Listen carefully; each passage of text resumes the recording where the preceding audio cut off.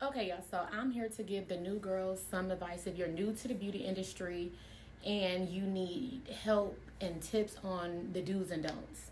First things first, don't go out and get a suite if you don't have any clients or any money saved. That is the first and biggest way to go in a negative when you're starting out. If you have to work from home, just do that. Just get you a safe, quiet, clean space and have your clients come there.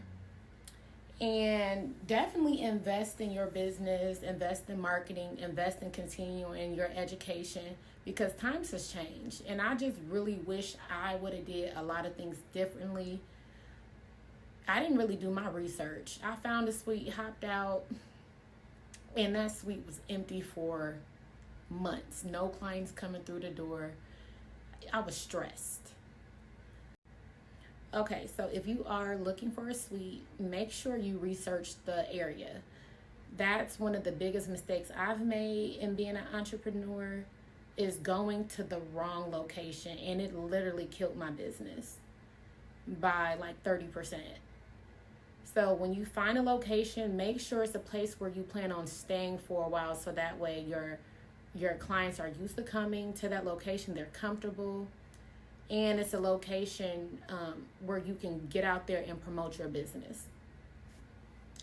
And another thing, one of the biggest mistakes I've made was not sticking to my boundaries when it came to my clients.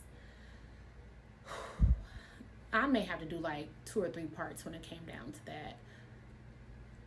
Y'all make sure y'all stick to a schedule. Have your business hours and let that be. Because when you stick to a certain schedule, you will create a healthy balance between your personal life and your business. And I really made a lot of mistakes when it came to that because I would allow clients to text me all throughout the night, call me all throughout the day, all throughout the night. If you have a booking system, allow your clients to book their, redirect them to book there. Like, don't get me wrong, like when I have like same day appointments, I don't mind if my clients text me like, hey girl, can I come in? Cool. But for the majority of the time, as an entrepreneur, we're busy. I don't want to sit on my phone all day and book appointments when I pay monthly for a website and for a booking site. So just to cut out any confusion, redirect your clients. And another thing in business, you have to know when it's time to let a client go. Because throughout the years, clients can get kind of comfortable and feel like you guys are more friends versus having a business relationship. And disrespect can start creeping in by them constantly being late. I am one of those professionals that value my time because 9 times out of 10, I'm never late. I never cancel my client's appointment because I respect their time. However, it has to be a mutual relationship. And also, you can't let people speak to you any type of way. Like, I'm really big on my respect. I will most definitely delete you as a client if I feel like, the boundaries have been crossed.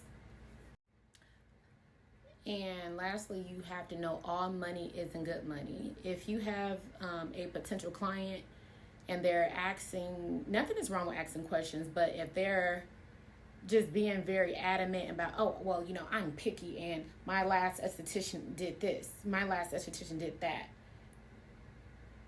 I can't compete with that, and I'm not going to compete with that, unfortunately.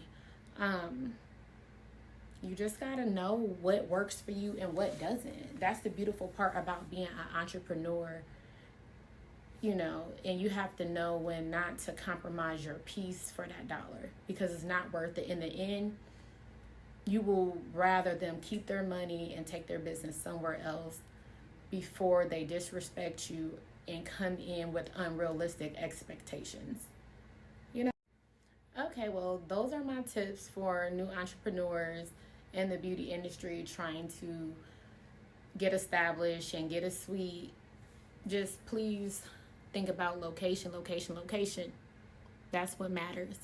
And also save your money, reinvest back into your business, because trust me, if you do not do it in the beginning, you will have to do it in the end. You will have to really start over and build your brand back up. And lastly, don't forget to stay strong on those boundaries, okay, y'all? All money isn't good money.